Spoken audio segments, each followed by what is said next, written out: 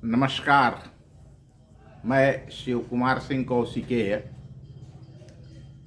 हम सभी बलिया के विकास, विशेष रूप से पर्यटन विकास के संदर्भ में बात कर रहे हैं। अभी उत्तर प्रदेश सरकार के द्वारा काशी कॉरिडोर, अयोध्या कॉरिडोर की तर्ज पर भृगु कॉरिडोर बनाने की बात की गई है। भृगु कॉरिडोर अगर हम बनाते हैं तो इसमें कुछ बातों का अगर ध्यान रखा जाएगा तो निश्चित रूप से बलिया एक वैश्विक स्तर का टूरिस्ट पैलेस बन सकता है।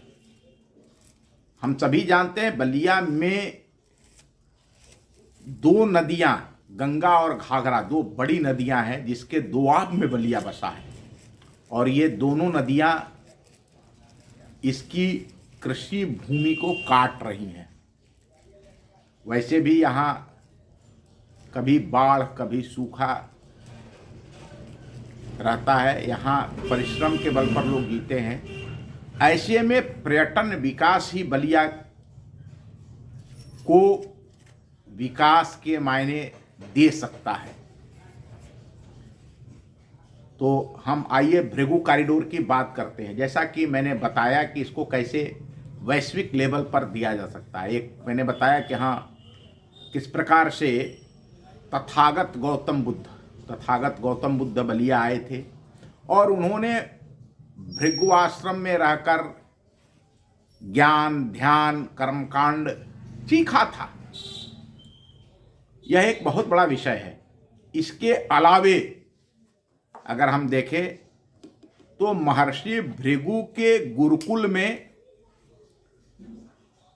गर्ग मुनि, भारद्वाज पुत्र गर्ग, बहुत सारे लोग जानते भी होंगे, गर्ग ऋषि भारद्वाज ऋषि के पुत्र थे प्रयागराज के, और उन्होंने पढ़ाई किया था।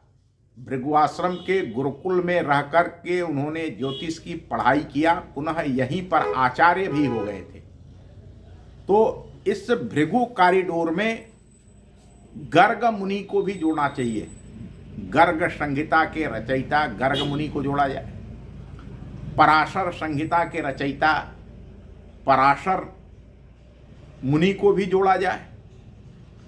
इसके अतिरिक्त महर्षि भृगु के दो पुत्र शुक्र काव्य, जिन्हें हम लोग जानते हैं, जो अपने मातृकुल में शुक्राचार्य के नाम से प्रसिद्ध हुए, तो शुक्राचार्य जी भी बहुत प्रकांड विद्वान थे, ज्योतिषाचार्य थे, कर्मकांडों के ज्ञाता थे, और उन्होंने ही राजा बलि की वह जगत घात यज्ञ को कराया था जिसके नाम पर कहा जाता है कि बलि के यज्ञ से इसका नाम बलियाग हुआ और कालांतर में बलिया हो गया। तो भगवान वामन को भी जोड़ा जाए और राजा बलि को भी जोड़ा जाए। मैं बहुत स्पष्ट रूप से कहना चाहता हूं कि भृगु जी के साथ फिर उनके दूसरे पुत्र त्वष्टा, जिनको उनके मातृकुल में विश्वकर्मा कहा गया। अभी आज भी जो वर्तमान भृगु मंदिर में आप जाके देखेंगे तो विश्वकर्मा जी की प्रतिमा लगी हुई है।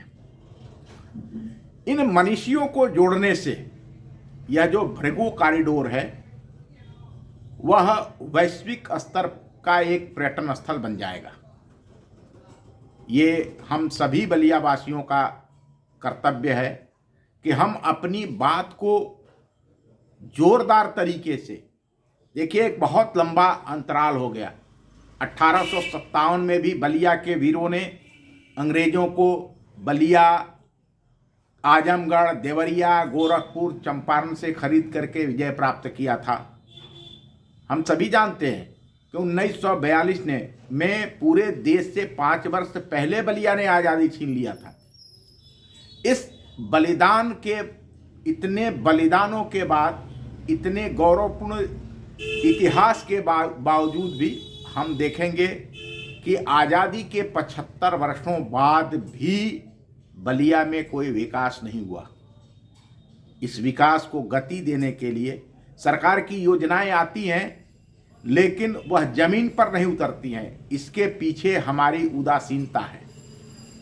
हम बलिया के लोग जब कोई विकास की योजना आती है तो चुप पड़ जाते हैं।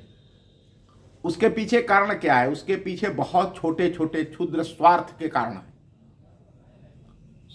तो मैं सभी बलिया वासियों से यह निवेदन करना चाहता हूँ, आग्रह करना चाहता हूँ कि अपने ज़िले में पर्यटन विकास के लिए अभी बहुत सारी चीज़ें हैं। मैंने अभी रामायण सर्किट में बलिया को शामिल करने के लिए अभियान चला रखा है। आप सबको उससे भी जुड़ना चाहिए।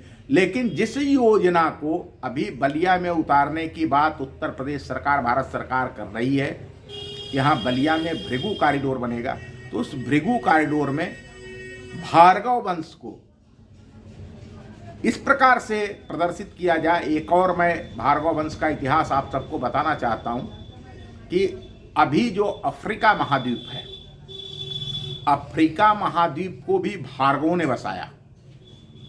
दुनिया भर के वैज्ञानिकों ने ये डीएनए टेस्ट के माध्यम से निकाला है कि पहला मानव अफ्रीका महाद्वीप में पैदा हुआ। लेकिन हम सभी जानते हैं, दुनिया के लोग, हम पिछलग्गू बन गए तो पिछलग्गू हो गए। दुनिया में पहला मानव सरस्वती नदी के तट पर पैदा हुआ और वहीं से पूरी दुनिया में फैला। वो ममीज के सबूतों पर कह रहे हैं कि हाँ, वहाँ जो ममियाँ मिलती हैं, वो जो ममीज मिल रही हैं, जो पिरामिडों के अंदर मृत लोगों के शव मिल रहे हैं, वो सब भार्गवों के शव हैं। गाय और सूर्य की पूजा भार्गव पूरी दुनिया में ले गए। तो हम सभी को इस भार्गव वंश को, इसके आगे बढ़ेंगे अगर तो अमेरिका महाद्वीप 12 अक्टूबर 1492 को अमेरिका बना।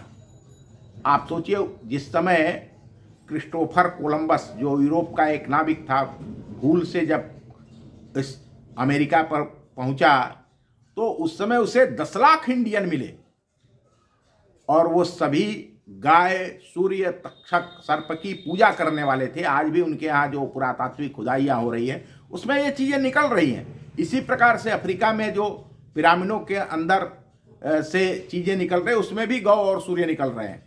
तो हमें अपने गौरवशाली इतिहास को पर्यटन के रूप में विकसित करने के लिए, भृगु कॉरिडोर को वैश्विक तीर्थ के रूप में विकसित करने के लिए अपनी आवाज़ को उठाना है। बहुत बहुत धन्यवाद। आगे फिर मिलेंगे।